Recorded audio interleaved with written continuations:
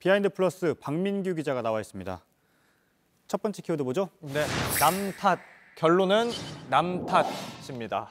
미래통합당도 내일 새 원내대표를 뽑습니다. 오늘 마지막으로 심재철 원내대표가 기자간담회를 열었는데 이 자리에서 총선 패배의 가장 큰 원인을 이렇게 진단했습니다. 먼저 들어보시죠. 예. 매표용 현금 살포였다고 저는 생각을 합니다. 선거 이틀 전에 아동수당 40만 원씩 뿌려댔고 또 전 국민한테 100% 준다, 100만 원씩 준다라는 이런 지금 매표용 이 헬리콥터 현금 살포. 네. 결국은 진 이유를 바깥에서 찾고 있는 거잖아요. 그래서 제목을 남탓이라고 했습니까? 그렇습니다. 물론 자기들 잘못도 있다고 했습니다. 국민 눈높이에 맞추지 못했다, 부족한 점이 있었다고도 했는데 그 예로 공천 실패와 잇따른 막말, 또 황교안 전 대표의 리더십이 부족했다는 점을 들긴 했습니다. 그럼에도 표심을 크게 흔든 건 이 정부 여당의 현금성 지원이라고 재차 강조했습니다. 이어서 들어보시겠습니다. 예. 이번에도 포퓰리즘이 위력을 발휘했는데 앞으로도 포퓰리즘이 크게 위력을 발휘할 거라고 저는 보고 있습니다. 네.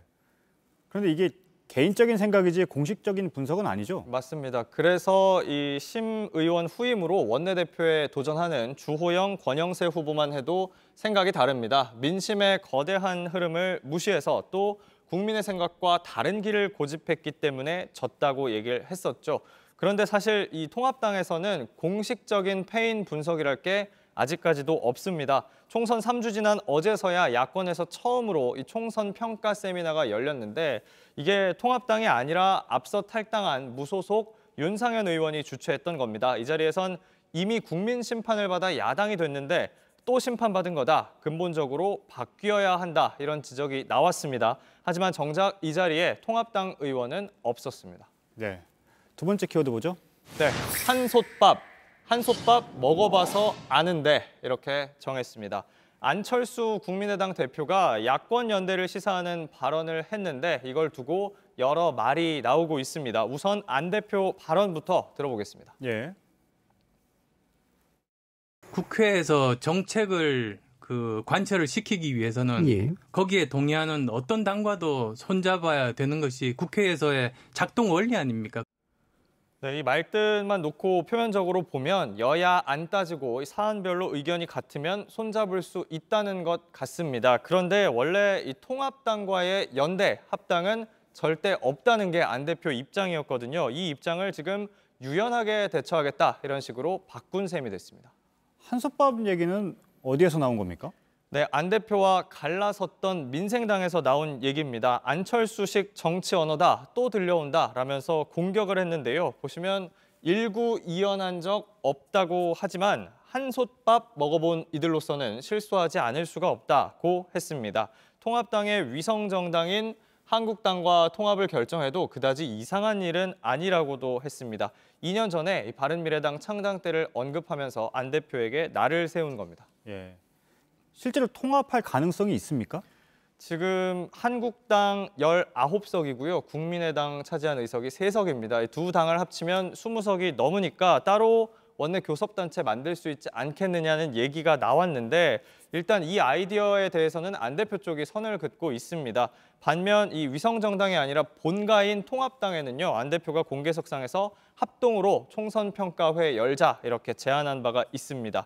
안 대표는 저는 야권이다, 보수라고 말은 하지 않았다, 이렇게 얘기하고는 있는데 정치권에서는 자신을 중심으로 하는 이 야권 연대의 그림을 그리고 있는 게 아니냐, 그래서 또 대선에서 야권 단일 주자로 자신이 뛰겠다는 의지를 나타낸 게 아니냐, 이런 분석도 나오고 있습니다. 네, 마지막 키워드 뭐죠? 네, 마지막 키워드 손흥민인데요. 총알탄 손흥민입니다. 네.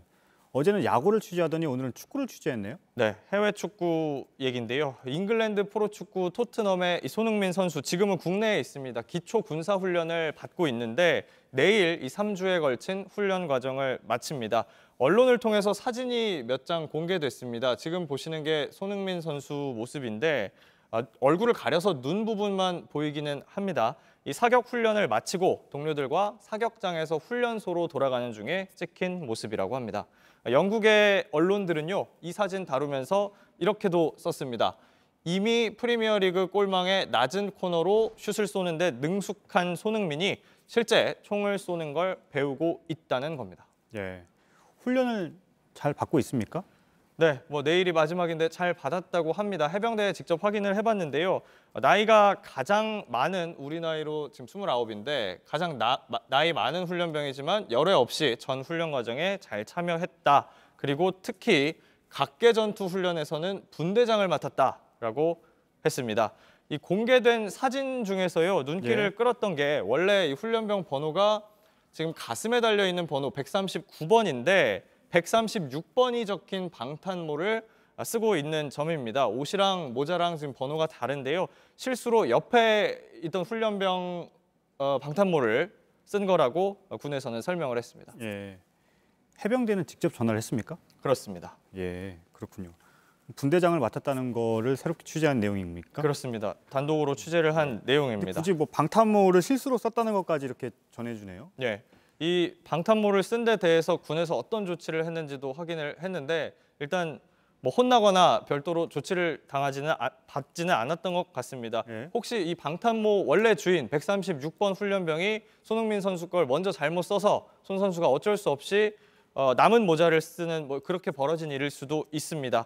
아무튼 해당 훈련소에서는 내일 오전에 수료식을 합니다. 우수 훈련병한테 표창을 줄 예정인데 이 우수 훈련병 명단에는 일단 손 선수 이름은 지금까지는 없다고 확인이 됐습니다. 네.